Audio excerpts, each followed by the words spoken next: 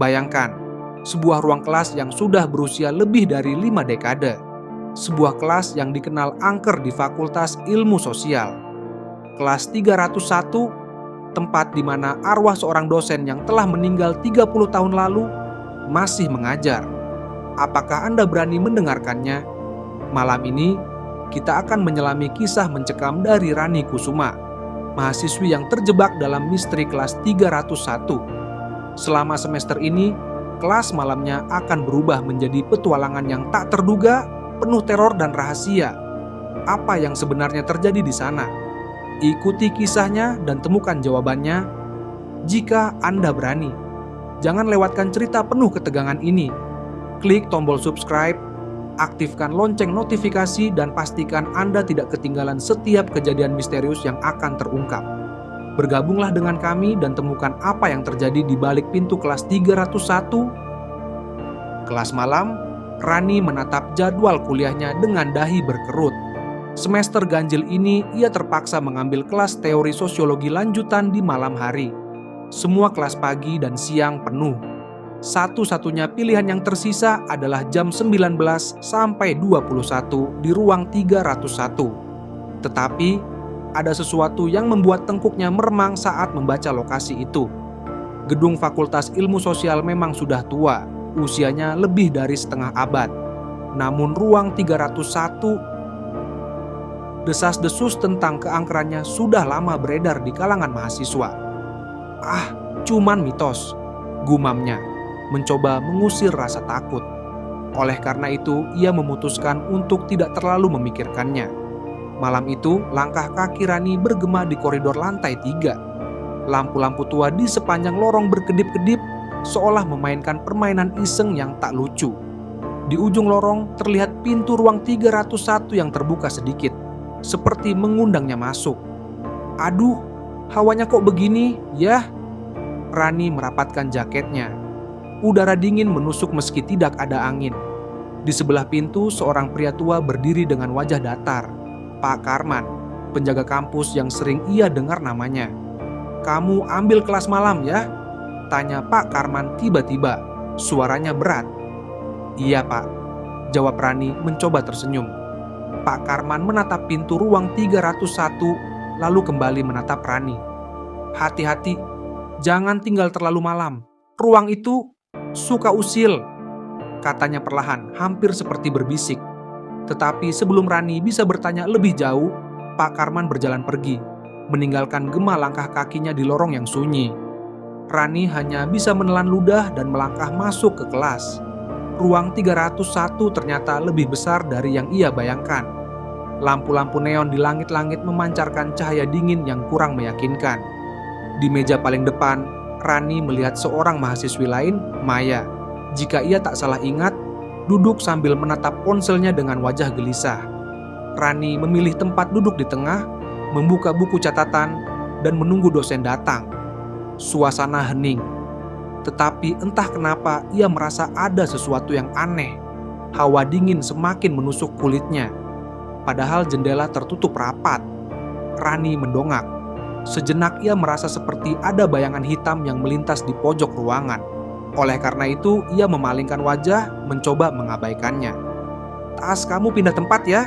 Suara Maya memecah keheningan. Rani menoleh. Benar saja, tasnya yang tadi ia letakkan di kursi sebelah, kini sudah ada di meja depan. Tadi aku naruh di sini kok," gumam Rani. Ia berdiri, mengambil tas itu dengan perasaan tak menentu. Maya menatapnya tajam. "Aku juga lihat, tadi ada di sebelah kamu. Gimana bisa pindah?" Tetapi sebelum mereka sempat membahas lebih lanjut, lampu kelas tiba-tiba padam. Ruangan gelap gulita. Rani mendengar suara langkah kaki, perlahan, berat, mendekat. "Siapa itu?" seru Maya. Tidak ada jawaban. Namun langkah kaki itu berhenti tepat di depan meja mereka. Sejak malam itu, Rani tahu kelas malam di ruang 301 tidak akan pernah biasa-biasa saja. Sesuatu di sana mengawasi, dan itu baru permulaan. Suara langkah kaki itu akhirnya menghilang, bersamaan dengan kembalinya lampu kelas. Rani dan Maya saling berpandangan. Tidak ada kata-kata, hanya rasa takut yang membeku di udara. Tetapi situasi menjadi semakin aneh ketika suara lain muncul. Perlahan dan jelas, suara krek-krek terdengar dari arah papan tulis. Seperti ada seseorang yang menulis sesuatu dengan spidol. Tidak ada siapa-siapa di sana. "Rani, kamu lihat itu?"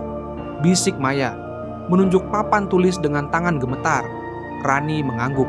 Meski tidak ada yang memegang spidol, garis-garis hitam mulai muncul. Oleh karena itu, Rani memberanikan diri melangkah maju, mendekati papan tulis. Tulisan itu terbentuk satu huruf demi satu huruf. HADIR. Esok harinya, Rani tidak bisa berhenti memikirkan apa yang terjadi di ruang 301. Maya yang biasanya ceria kini menjadi pendiam. Saat mereka keluar dari kelas malam itu, Maya bahkan sempat menangis sambil memegangi tasnya erat-erat. Tetapi semuanya memuncak 2 hari kemudian ketika Maya kembali menjadi korban. Kali ini di toilet lantai 3, tempat yang sudah lama terkenal sebagai rumah kejadian aneh. Maya menjerit. Suara histerisnya menggema sampai ke koridor. Rani yang sedang berjalan ke arah perpustakaan bersama Dian segera berlari mendekat. Toilet itu gelap, lampunya berkedip-kedip. Maya terduduk di lantai, wajahnya pucat pasi, matanya membelalak ke arah cermin. Ada bayangan di sana. Maya menunjuk cermin di dinding. Dia berdiri di belakangku. Aku bisa merasakannya. Rani meraih bahu Maya, mencoba menenangkannya. Tetapi tubuh sahabatnya itu gemetar hebat. Tetapi Dian yang menyusul dari belakang malah mendecak kecil. "Ini cuman halusinasi, kalian tahu kan? Lampu berkedip kayak gini bikin otak kita kebingungan. Itu namanya efek psikologis," kata Dian dengan nada datar. "Aku tahu apa yang aku lihat," balas Maya, suaranya meninggi. "Dia ada di sana dan dia menatapku." Dian mendesah, lalu melangkah masuk ke toilet berdiri di depan cermin. Tidak ada apa-apa. "Lihat, aman. Cuman cermin biasa," katanya sambil mengetuk kaca itu dengan jemarinya. Oleh karena itu, Rani memilih diam. Ada sesuatu dalam pandangan mata Maya yang membuatnya percaya kalau itu bukan sekedar ilusi. Malamnya, Rani membuka laptopnya di kamar kos. Ia tidak bisa tidur. Apapun yang terjadi di ruang 301 dan toilet lantai 3 terus menghantui pikirannya.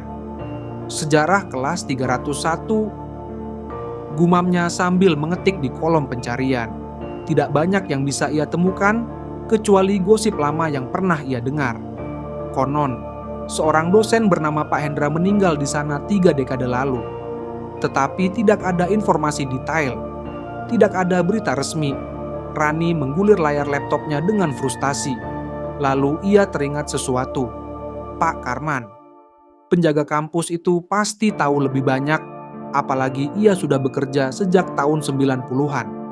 Oleh karena itu, Rani memutuskan akan mencarinya esok hari. Di malam lain, suara langkah kaki itu kembali terdengar. Kali ini lebih keras, lebih nyata, seperti seseorang yang berjalan mondar-mandir di ruang kelas. Maya yang duduk di belakang mulai menangis pelan.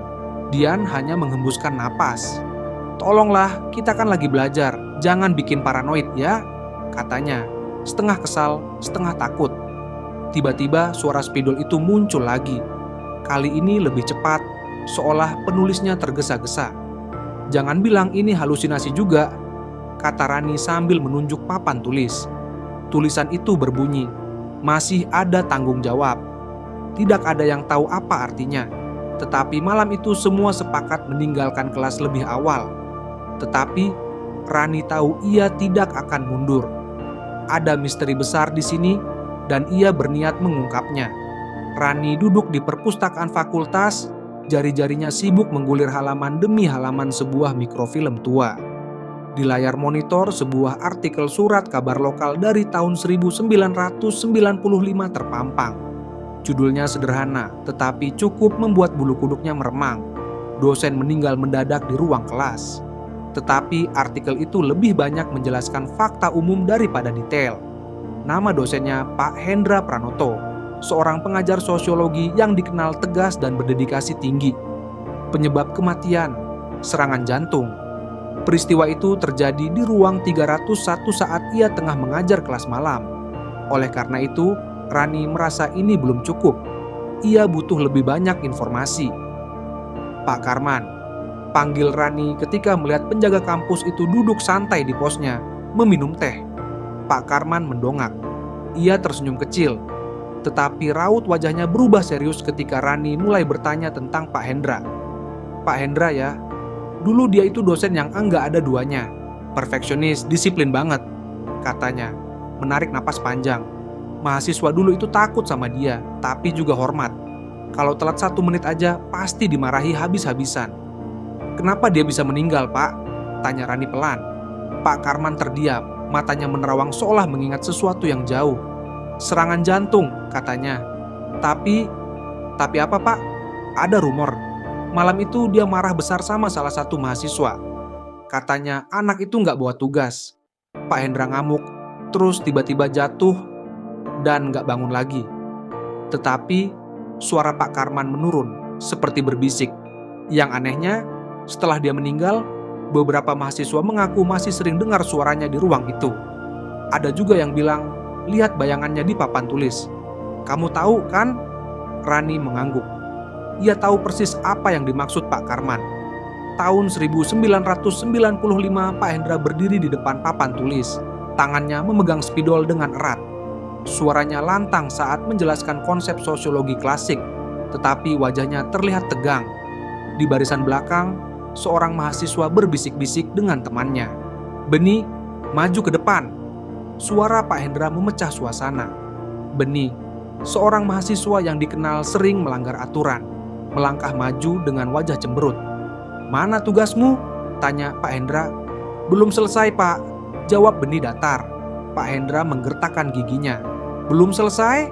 Kamu pikir ini main-main? Kuliah itu tanggung jawab, Beni. Kalau kamu nggak bisa disiplin, sebaiknya keluar saja." Tetapi sebelum ia sempat melanjutkan amarahnya, tubuh Pak Hendra terhuyung. Tangan kanannya mencengkeram dadanya, napasnya tersengal-sengal.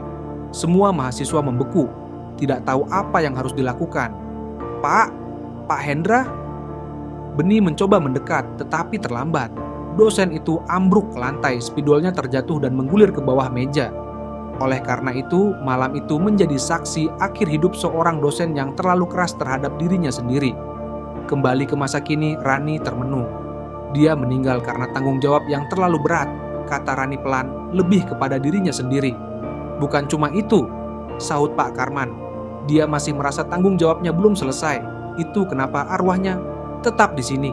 Tetapi jika Pak Hendra ingin menyelesaikan tugasnya, mengapa ia menakuti mahasiswa? Mengapa ia tetap bergentayangan di ruang 301? Oleh karena itu, Rani tahu ia harus mencari tahu lebih banyak lagi. Langkah ini baru permulaan. Ruang 301 makin terasa berbeda. Suara langkah kaki yang datang entah dari mana, aroma spidol yang tiba-tiba menyengat, dan hawa dingin yang menyeruak meskipun malam itu tidak ada angin. Tetapi kali ini gangguan itu tidak lagi halus. Seolah-olah arwah Pak Hendra semakin berani menunjukkan keberadaannya. "Hantu? Cuma omong kosong." Riko menyandarkan tubuhnya di kursi dengan santai. Ia melirik Rani yang diam-diam mencatat sesuatu di buku kecilnya. "Lihat tuh." Riko menunjuk papan tulis yang kosong. "Nggak ada apa-apa kan? Kita ini cuma terlalu percaya sama cerita konyol." Beberapa mahasiswa tertawa kecil, tetapi kebanyakan memilih diam, takut memancing masalah. "Riko, sudahlah," sahut Rani mencoba menghentikannya. "Kenapa? Takut? Apa hantu itu bakal nyeret aku keluar kalau aku ngelawan?" Riko tertawa keras. Tetapi tawa itu terhenti mendadak ketika lampu ruang kelas berkedip 3 kali, lalu padam total. Suara gesekan terdengar jelas, seperti spidol yang digoreskan dengan keras di papan tulis. Semua mata langsung tertuju ke depan. Meski gelap, mereka bisa melihatnya. Garis-garis yang bergerak sendiri membentuk tulisan besar. "Kalian diam." Riko, yang semula santai, kini terperangkap dalam ketakutan. Ia mencoba berdiri, tetapi kursinya tiba-tiba bergeser sendiri, membuatnya hampir jatuh. Seluruh kelas membeku. Oleh karena itu, malam itu, Riko menjadi lebih pendiam dari biasanya.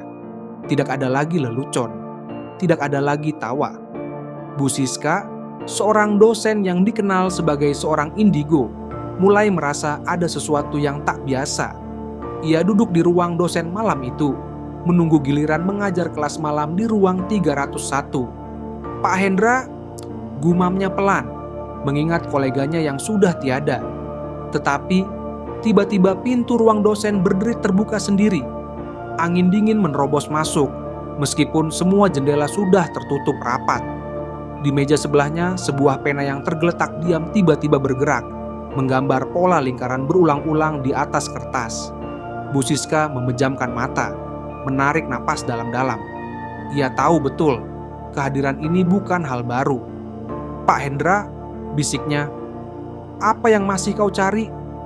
Oleh karena itu, ia memutuskan untuk mengikuti kelas malam itu. Ketakutan menyebar. Beberapa mahasiswa mulai memutuskan untuk bolos. Kursi-kursi kosong di ruang 301 semakin banyak. Aku nggak mau ke sana lagi, ujar Maya kepada Rani. Aku yakin ada yang salah dengan ruang itu. Aku ngerti, sahut Rani. Tapi kalau kita nggak cari tahu, gangguannya nggak akan berhenti. Tetapi Maya hanya menggeleng. Aku nggak peduli, aku nggak sanggup. Rani menatap temannya dengan perasaan campur aduk. Ia memahami ketakutan Maya, tetapi ada sesuatu dalam dirinya yang mendorongnya untuk tetap melanjutkan. Oleh karena itu, Rani tahu ia harus menghadapi ini dengan caranya sendiri. Gangguan ini semakin intens, dan waktu untuk memecahkan misterinya semakin mendesak. Malam itu, ruang 301 kembali gelap, dan suara langkah kaki mulai terdengar lagi. Rani menatap buku catatannya, mencoba menyelesaikan analisis sosiologi yang diberikan Bu Siska tadi malam.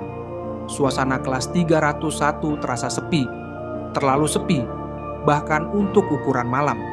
Tetapi Rani tidak mempermasalahkannya. Dia satu-satunya yang memutuskan tinggal di kelas setelah jam selesai. Teman-temannya sudah pulang, sebagian besar karena takut. Tetapi Rani tidak. Ada sesuatu yang mengganjal dalam pikirannya, sebuah dorongan untuk tetap berada di ruangan itu. Oleh karena itu, dia memilih duduk diam, mencatat, mendengarkan suara jarum jam yang berputar pelan, hingga semuanya berhenti. Awalnya samar, seperti berasal dari jauh, lalu semakin dekat. Dentuman sepatu menghantam lantai koridor, bergema hingga masuk ke ruang kelas. Rani memutar kepalanya. Tidak ada siapapun di luar pintu. Tetapi langkah itu tidak berhenti. Bahkan kini terdengar jelas di dalam ruangan. Meskipun ruang itu kosong selain dirinya, Rani mencoba tetap tenang. Siapa di sana? Tanyanya. Suaranya sedikit bergetar, tidak ada jawaban. Namun, spidol di meja dosen bergerak sendiri, meluncur perlahan ke papan tulis.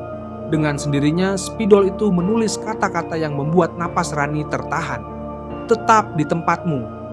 Pak Hendra, Rani akhirnya memberanikan diri bicara. Tidak ada gunanya pura-pura tidak tahu lagi. Ia mengingat cerita Pak Karman, tulisan di papan tulis sebelumnya, dan semua gangguan aneh selama ini. Tetapi ketika ia melangkah maju, hawa dingin menyerang tubuhnya. Napasnya seperti membeku, kakinya terasa berat. Saya tahu Anda di sini, lanjut Rani dengan suara lebih pelan. Tolong tunjukkan diri Anda. Oleh karena itu, sosok itu muncul. Di depan papan tulis, seorang pria berdiri. Tubuhnya tidak sepenuhnya nyata, tetapi cukup jelas untuk dikenali. Rambutnya klimis, rapi. Jas dosennya tetap utuh, meskipun warnanya pudar. Matanya yang tajam menatap Rani. Tetapi ada sesuatu yang aneh. Sorot itu bukan marah, melainkan kecewa. Kenapa tidak ada yang mendengarkan? Suaranya berat, bergetar, seperti berasal dari dua tempat sekaligus. Tanggung jawab ini belum selesai. Materi ini harus saya sampaikan. Pak Hendra, Anda sudah meninggal. Anda tidak perlu lagi mengajar, jawab Rani dengan hati-hati. Tetapi Pak Hendra menggeleng pelan. Mahasiswa sekarang tidak ada yang serius. Tidak ada yang paham betapa pentingnya tanggung jawab. Kalau saya tidak mendidik mereka, siapa lagi? Ini bukan salah Anda. Anda sudah melakukan yang terbaik, kata Rani mencoba mendekat. Namun, Semakin dekat, semakin dingin udara di sekitarnya. Tubuhnya mulai melemah. Oleh karena itu, ia berhenti beberapa langkah dari Pak Hendra. "Saya ingin menyelesaikan tugas saya," kata Pak Hendra lagi, suaranya penuh penekanan. "Tugas itu belum selesai, dan tidak akan selesai jika mahasiswa terus seperti ini." Rani mencoba bicara lagi, tetapi tiba-tiba pandangannya berputar. Hawa dingin itu berubah menusuk. Tubuhnya ambruk ke lantai dan kegelapan menyelimuti. "Rani, Rani, bangun!" Suara Pak Karman menggema di telinganya. Saat Rani membuka mata, ia sudah berada di luar kelas, berbaring di lantai koridor. Wajah Pak Karman penuh kecemasan. "Kamu kenapa sih berani-beraninya tinggal di ruang itu sendirian? Sudah berapa kali saya bilang jangan main-main sama yang enggak kelihatan." Suara Pak Karman terdengar marah, tetapi lebih seperti seorang ayah yang cemas. Tetapi Rani tidak bisa berkata-kata. Sosok Pak Hendra, kata-kata yang diucapkannya, semua itu nyata. Rani duduk di ruang dosen bersama Bu Siska. Malam semakin larut, tetapi suasana di antara mereka masih penuh ketegangan. "Jadi apa yang sebenarnya terjadi, Bu?" Rani bertanya. Suaranya pelan. Bu Siska menarik napas panjang, menggulung lengan bajunya seperti bersiap-siap menghadapi pertanyaan yang berat. "Pak Hendra itu terlalu keras pada dirinya sendiri," jawabnya. "Dia percaya tanggung jawabnya tidak selesai saat dia meninggal. Dan arwah seperti itu sering terjebak karena mereka tidak bisa melepaskan rasa bersalah atau beban hidup." Tetapi Rani tidak puas dengan jawaban itu. "Kalau begitu, bagaimana cara kita bisa membantu dia?" tanyanya lagi. Oleh karena itu, mereka memutuskan untuk mencoba berbicara langsung dengan Pak Hendra. Meja dan kursi sudah ditata seperti biasa, tetapi suasananya berbeda. Rani bisa merasakan hawa dingin mengalir dari tembok ke tembok. Spidol di atas meja tampak diam, tetapi entah kenapa seolah-olah ada energi yang menyelimuti benda itu. "Pak Hendra," panggil Bu Siska dengan nada lembut. "Kami ada di sini untuk membantu. Apa yang bisa kami lakukan agar Anda bisa tenang?" Tidak ada jawaban. Namun, papan tulis mulai bergetar pelan, dan spidol itu meluncur ke permukaan putihnya. Kata-kata muncul perlahan. "Disiplin. Disiplin?" Rani membaca dengan suara setengah berbisik. Apa maksudnya? Tetapi sebelum mereka bisa menganalisis lebih jauh, lampu berkedip-kedip dengan keras. Suara langkah kaki mulai menggema di dalam ruangan. Bukan satu, tetapi seperti puluhan. "Dia tidak sendirian," gumam Bu Siska. Wajahnya mulai pucat. Dian, yang awalnya skeptis, akhirnya mengalami sendiri keanehan itu. Ketika ia berjalan ke toilet fakultas, ia mendengar bisikan di telinganya. Bukan suara biasa, tetapi suara yang berat dan mengintimidasi. "Tugasmu mana?" Dian memutar kepala, tetapi tidak ada siapapun di sana. Hanya pantulan dirinya di cermin. Namun, pantulan itu mulai berubah. Wajahnya terlihat memar, seolah baru saja dihukum. Aku percaya," serunya sambil berlari keluar dari toilet. Oleh karena itu, Dian akhirnya bergabung dengan Rani dan Bu Siska, mengakui bahwa cerita mereka bukan omong kosong.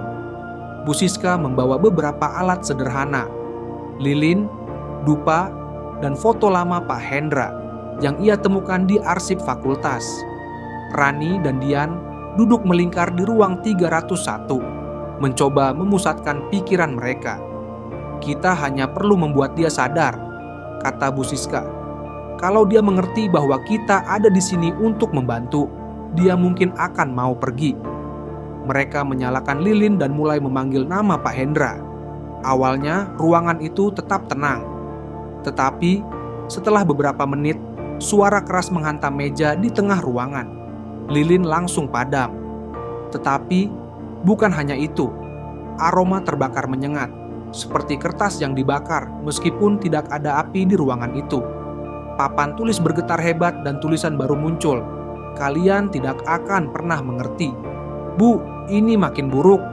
Rani berteriak saat kursi-kursi mulai bergerak sendiri. Dian menjerit ketika salah satu kursi hampir menabraknya. "Tenang." Bu Siska mencoba memegang kendali, tetapi suaranya terdengar ragu. Oleh karena itu, mereka terpaksa menghentikan ritual itu. Tetapi dampaknya tidak berhenti di sana. Situasi menjadi lebih parah. Keesokan harinya, mahasiswa yang masih berani masuk ke ruang 301 mengaku mendengar suara tangisan. Salah satu dari mereka bahkan menemukan buku catatannya penuh dengan coretan kata-kata, seperti tulisan tangan Pak Hendra. Rani tahu mereka sudah memicu sesuatu yang lebih besar, tetapi ini bukan saatnya menyerah. Jika mereka tidak menemukan solusi, gangguan ini bisa terus memburuk. Oleh karena itu, Rani memutuskan untuk mencari tahu lebih jauh. Kali ini, ia harus menemukan apa yang benar-benar diinginkan oleh Pak Hendra. Kelas malam berjalan seperti biasa, meskipun ketegangan di ruang 301 sudah menjadi hal yang lumrah. Rico, seperti biasa, mencoba membuat suasana lebih ringan dengan candaan sarkastisnya. "Serius? Kita masih percaya sama cerita hantu ini?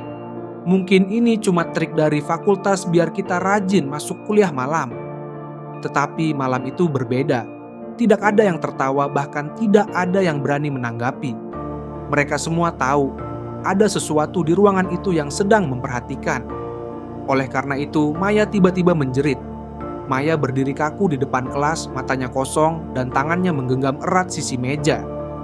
"Dia marah," katanya dengan suara yang berat, jauh dari suara biasanya. "Maya, hei, kamu kenapa?" Rani mendekat, mencoba menyentuh bahunya. Namun, sebelum tangannya sempat menyentuh, Maya berbalik dengan gerakan cepat, seperti ditarik oleh tali yang tidak terlihat. "Dia tidak suka kita ada di sini." Suaranya berubah, lebih dalam, lebih tajam.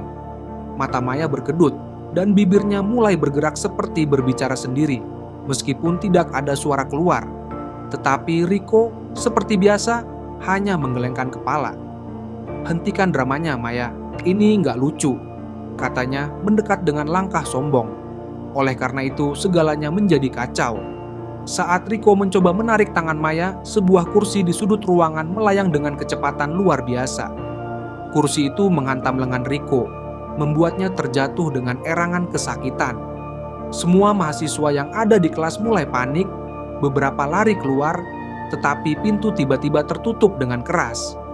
"Tidak ada yang pergi," suara Maya bergema. Bukan suaranya lagi, tetapi suara seseorang yang lebih tua, lebih berwibawa. "Pak Hendra?" bisik Rani, matanya membelalak. Maya menoleh ke arah Rani, wajahnya tampak seperti tersenyum, tetapi senyuman itu dingin dan mengintimidasi. "Kalian semua tidak pantas berada di sini." "Maya, Maya, dengarkan aku." Rani mencoba berbicara meskipun tangannya gemetar. "Apa yang sebenarnya terjadi? Apa yang kamu tahu tentang kematian Pak Hendra?" Maya, atau sesuatu yang mengendalikan Maya, menatap Rani dengan tatapan kosong. Kemudian, kata-kata mulai keluar, seperti dipaksa dari mulutnya. "Dia meninggal karena serangan jantung." Tetapi itu bukan kebetulan. Mereka membuatnya begitu. Para mahasiswa itu, mereka mempermalukannya. Mereka menghancurkan semua yang dia perjuangkan. Tetapi sebelum kata-kata itu selesai, tubuh Maya terhuyung dan jatuh ke lantai. Napasnya tersengal, dan dia kembali sadar. "Rani?" Suara Maya terdengar lemah. Apa yang terjadi? Oleh karena itu, semua mata tertuju pada Rani. Hanya dia yang tampaknya masih memiliki cukup keberanian untuk melanjutkan pencarian jawaban. Setelah kelas dibubarkan, Rani tahu ada satu tempat yang mungkin menyimpan kebenaran: perpustakaan. Gedung itu sudah hampir kosong saat Rani masuk. Lampu-lampu kuning tua memberikan suasana suram, tetapi dia tidak peduli. Di bagian arsip lama, dia menemukan sesuatu yang menarik. Sebuah laporan kejadian tahun 1995. Artikel itu menggambarkan malam kematian Pak Hendra, serangan jantung yang katanya dipicu oleh tekanan mental dari para mahasiswa yang tidak menghormatinya. Tetapi, ada satu detail yang tidak disebutkan oleh siapapun sebelumnya. Di sisi bawah artikel ada catatan kecil. Ada laporan mengenai beberapa mahasiswa yang merencanakan sesuatu untuk mempermalukan dosen tersebut. Investigasi lebih lanjut tidak pernah dilakukan. Rani menatap tulisan itu lama, tangannya gemetar. Oleh karena itu, dia tahu apa yang harus dilakukan. Pak Hendra tidak hanya terjebak karena rasa tanggung jawabnya. Dia juga menyimpan luka dari rasa penghinaan dan pengkhianatan. Jika dia tidak diakui dan diberi keadilan, tidak akan ada yang selesai. Rani menutup artikel itu menghembuskan napas panjang. Masih ada jalan panjang di depan, tetapi setidaknya dia kini tahu apa yang harus diperjuangkan. Rani duduk di taman belakang kampus, memandang langit malam. Angin dingin membelai rambutnya, tetapi pikirannya terlalu penuh untuk merasakan apapun. Artikel yang baru saja ia baca di perpustakaan masih terbayang di kepalanya. Tetapi sesuatu tidak masuk akal. Kematian Pak Hendra bukan hanya soal serangan jantung yang dipicu oleh penghinaan. Ada lebih banyak luka yang ia simpan. Dan kini luka itu menjelma menjadi amarah yang menyiksa semua orang di ruang 301.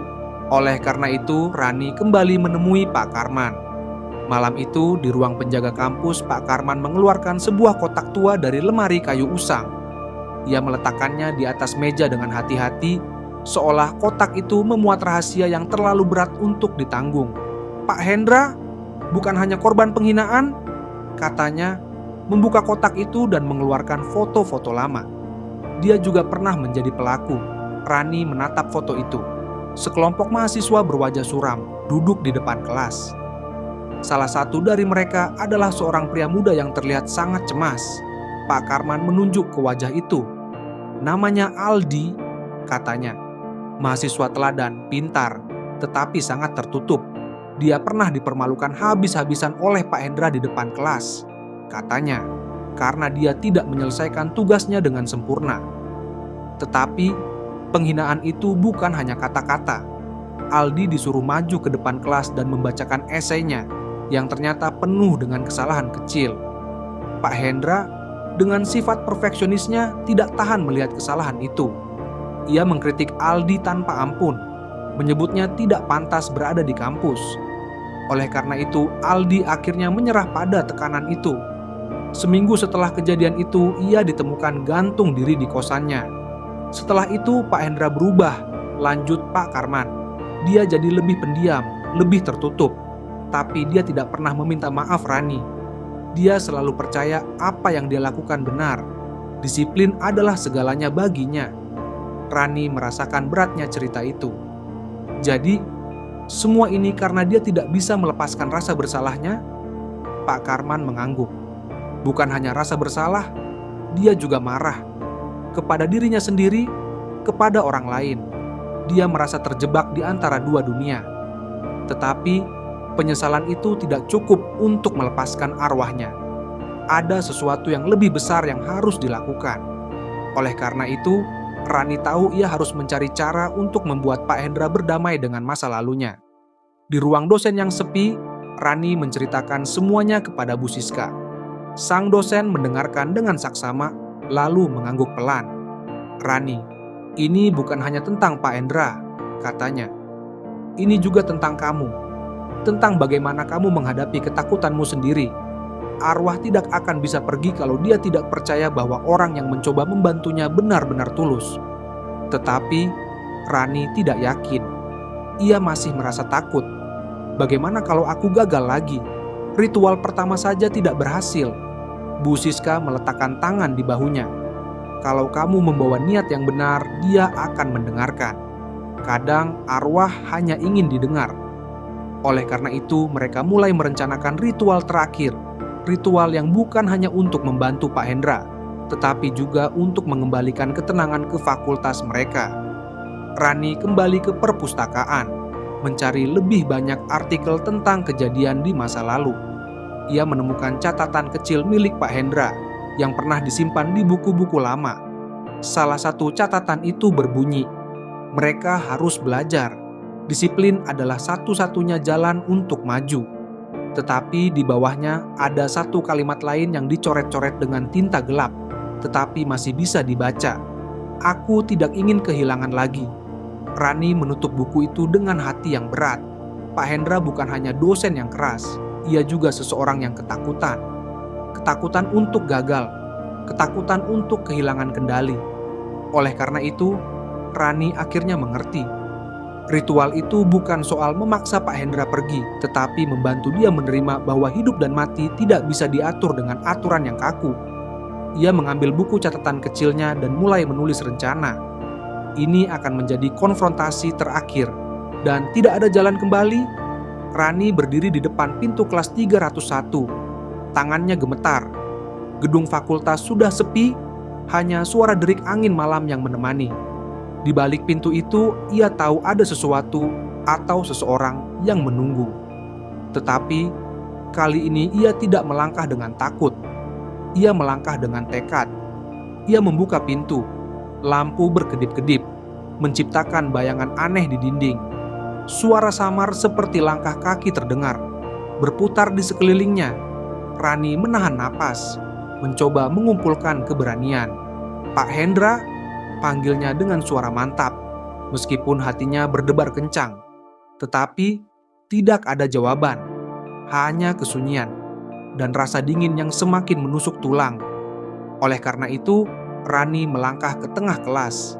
Ia tahu arwah itu mendengarnya. Kabut tipis mulai membentuk siluet seorang pria di depan papan tulis. Sosok itu berdiri tegap, mengenakan jas coklat tua yang sudah pudar. Wajahnya tampak lelah, tetapi matanya masih tajam. "Kenapa kau ada di sini?"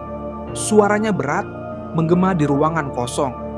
Rani menatapnya, mencoba menyembunyikan rasa gentar. "Karena saya ingin membantu Bapak." "Bantu?" Pak Hendra tersenyum sinis. "Tidak ada yang bisa membantu. Aku harus mengajar. Itu tugasku." Tetapi Rani tidak mundur. "Bapak sudah selesai mengajar. Mahasiswa-mahasiswa itu sudah pergi. Fakultas ini sudah berubah. Bapak tidak harus tinggal di sini lagi." Oleh karena itu, wajah Pak Hendra berubah. Ekspresinya yang tegas mulai retak, digantikan oleh sesuatu yang lebih gelap, rasa bersalah. Pak Hendra menatap Rani lama, seolah mencoba membaca pikirannya. "Kau tidak mengerti," katanya akhirnya, suaranya lebih lembut. "Aku gagal. Aku gagal sebagai dosen. Aku tidak bisa membiarkan hal itu terjadi lagi." "Bapak tidak gagal," jawab Rani, matanya berkaca-kaca. "Bapak hanya manusia. Manusia tidak sempurna." Tetapi Pak Hendra menggeleng. "Aku membuat Aldi pergi. Dia meninggal karena aku." Rani terdiam, merasakan berat dari pengakuan itu.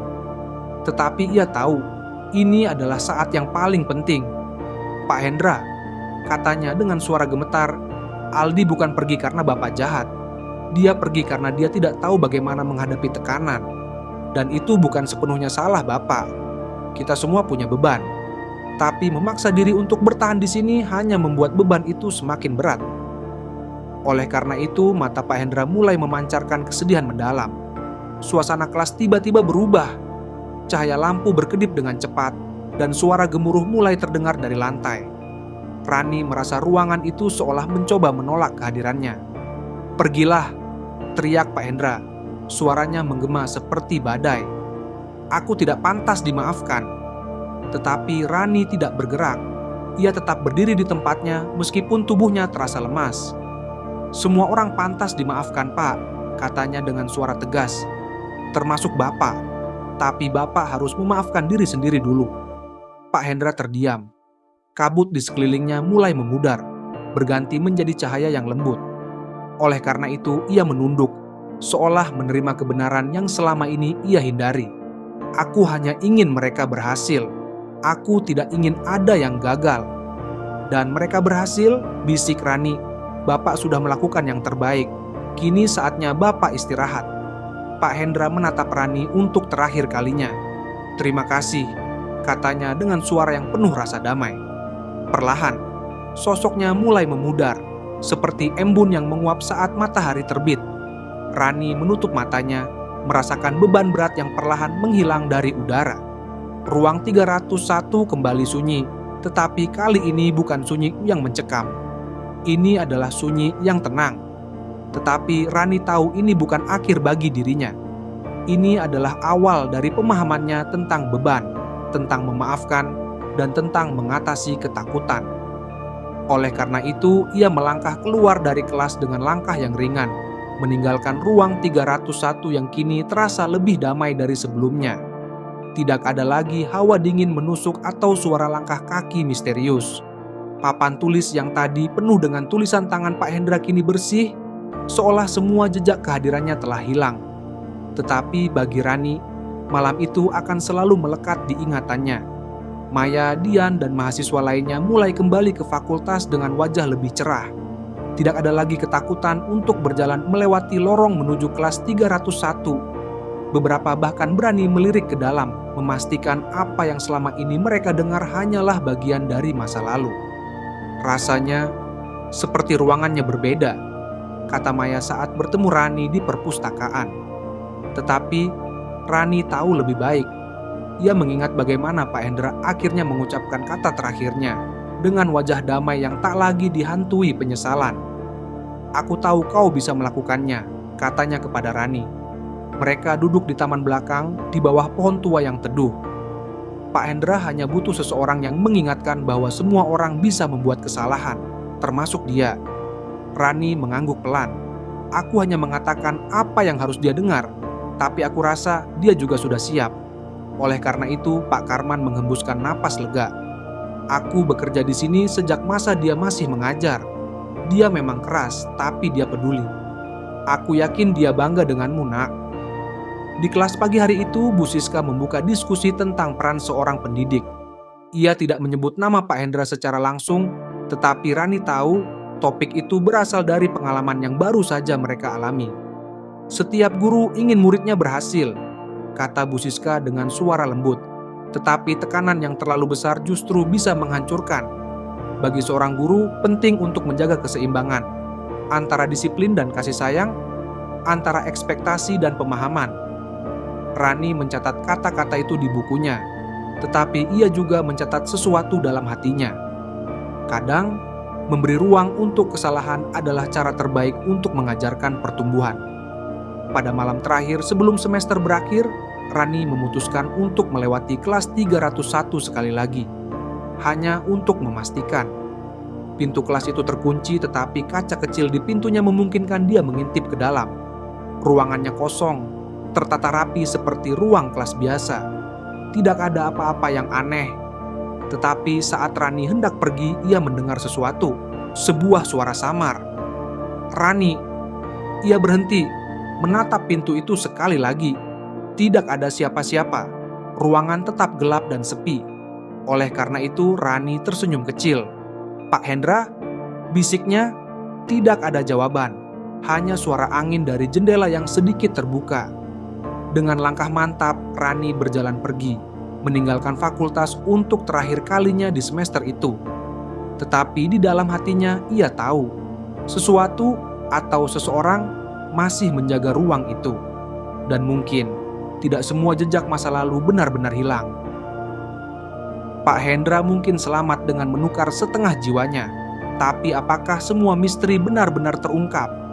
Mungkin ada sesuatu yang lebih dalam, lebih gelap, yang masih menunggu. Apakah Anda siap untuk mencari tahu? Tulis di kolom komentar. Jangan lewatkan kisah lainnya. Tekan tombol subscribe dan aktifkan lonceng notifikasi agar Anda tidak ketinggalan setiap momen mencekam yang akan datang. Siap untuk mengeksplorasi lebih dalam? Klik tombol like jika Anda berani menghadapi misteri selanjutnya.